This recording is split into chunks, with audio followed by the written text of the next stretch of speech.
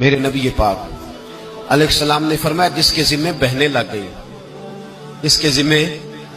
بہنیں جس کے ذمے لگ گئی، باپ کمزور ہو گیا یا باپ انتقال کر گیا، جس کے ذمے بہنوں کی ڈیوٹی لگ گئی، محبوب فرمانے لگے اس نے 3 بہنوں کی اچھی پرورش کی، اچھا ادب سکھایا اور عزت کے ساتھ رخصت کر دیا، یا 2 بہنیں اس کے ذمے لگی، اس نے آداب سکھائے، یہ ابو داؤد شریف ہے، ابن ماجہ ہے، اور پھر ان کو رخصت کر دیا عزت کے ساتھ۔ پھر ایک مقام پہ فرمایا چلو ایک بہن ہی اس کے ذمہ لگی تھی، اس نے ادب سکھائے، آداب سکھائے، عزت سے رخصت کیا، حضور کیا ملے گا؟ فرمایا باقی نیکیوں والوں کو ثواب ملے گا، جو بہنوں کا بوجھ اٹھائے گا جس طرح میری 2 انگلیاں جڑی ہوئی ہیں اس طرح میرے ساتھ جڑ کے جنت میں داخل ہو جائے گا۔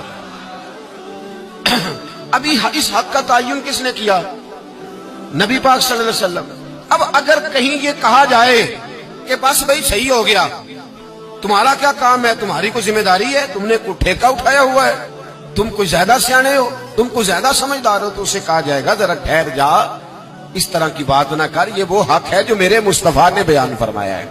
جہاں بیوی کے حقوق بیان فرمائے وہاں میرے نبی پاک نے بہن کے حقوق بھی بیان فرمائے۔ دیکھیے نا، جناب ام ہانی حضرت علی کی سگی ہمشیرہ تھی، نبی پاک صلی اللہ علیہ وسلم کی چچا زاد بہن تھی، پر اللہ کے رسول ہمیشہ انہیں تحفے بھیجا کرتے، ان سے محبت فرماتے، ان کے بچوں کے ساتھ پیار کرتے۔ فرمایا علی کی بہن نہیں، یہ میری بھی بہن ہے۔ کیا لوگوں کو تاریخ کی وہ بات یاد نہیں؟ آج میں نے دیکھا ہے بھائی کے پاس شاہ خرچیوں کے لیے بڑے پیسے ہوتے ہیں،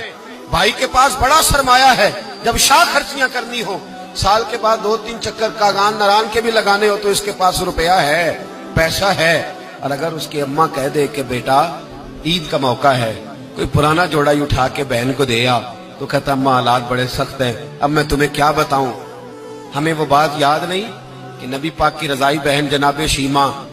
جب ان کے قافلے کے خلاف مسلمان لڑے، انہوں نے جنگ کی اور وہ قید ہو کے آئیں، تو حضرت ابو ہریرہ سے کہنے لگی جا کے مصطفیٰ کریم کو بتاؤ میں تمہاری بہن ہوں۔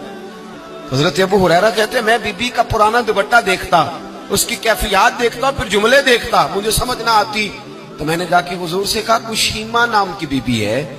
تو کہتے ہیں ابھی میں نے جملے بھی پورے ادا نہیں کیے، نبی پاک ممبر سے اٹھ کے کھڑے ہو گئے اور رسول پاک کی چادر مبارک ممبر پہ رہ گئی، محبوب اٹھ کے گئے